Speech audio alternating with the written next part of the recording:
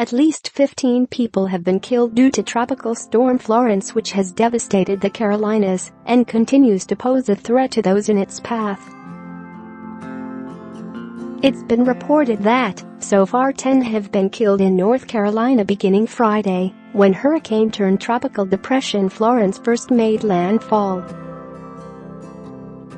The latest death came Sunday, when 23-year-old father Michael Dalton Prince was riding in an SUV that lost control and flipped on a flooded road in Georgetown County, South Carolina. The driver and another passenger escaped, while Prince was trapped inside and drowned after the truck landed upside down in a flooded ditch.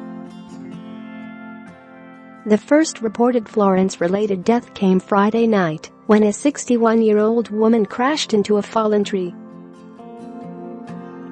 Amber Dawn Lee of Union, South Carolina, was driving her pickup truck around 9:30 p.m. on the Gaffney Highway. Neighbor Joel Morizzetti saw the tree fall into the road brought down by strong winds and tried to signal to Lee to turn around.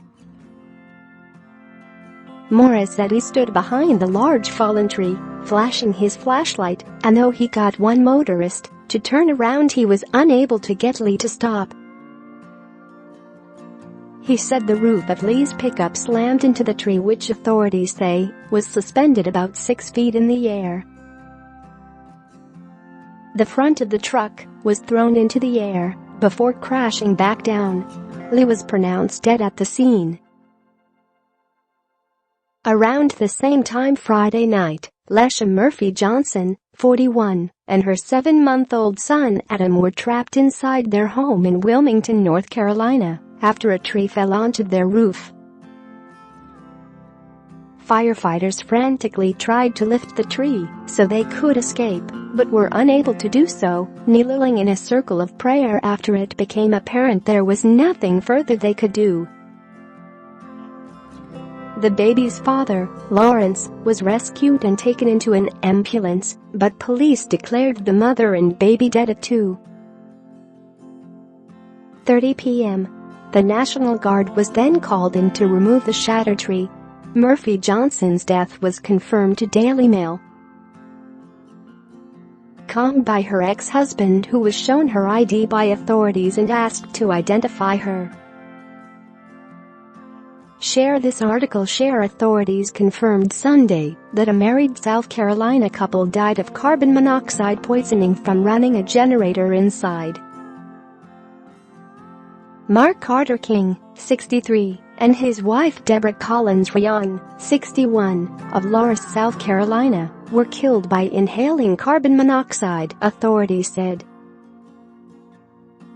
Their bodies were found in their Lawrence home Saturday afternoon. However, police said they likely died the day before as the heavy rains and winds from Florence were moving onshore. King worked as a sales consultant for Buick, and the couple leave behind children.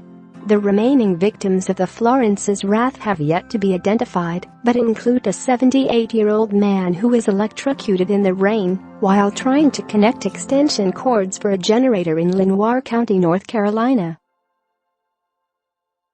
Other North Carolina fatalities also include 3 who died due to flash flooding and swift water on roadways, the Duplin County Sheriff's Office reported.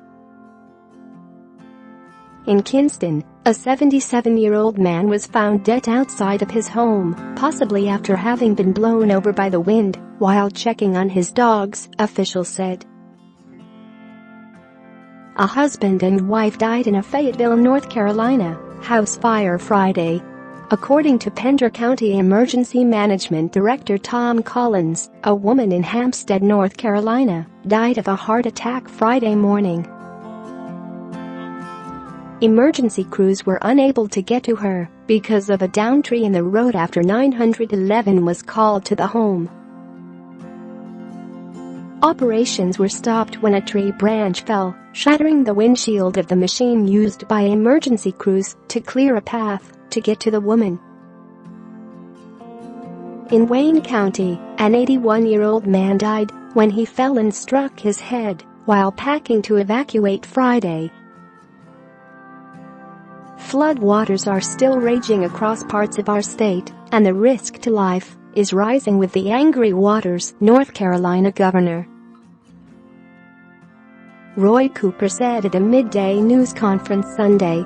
"This storm has never been more dangerous than it is right now," he added.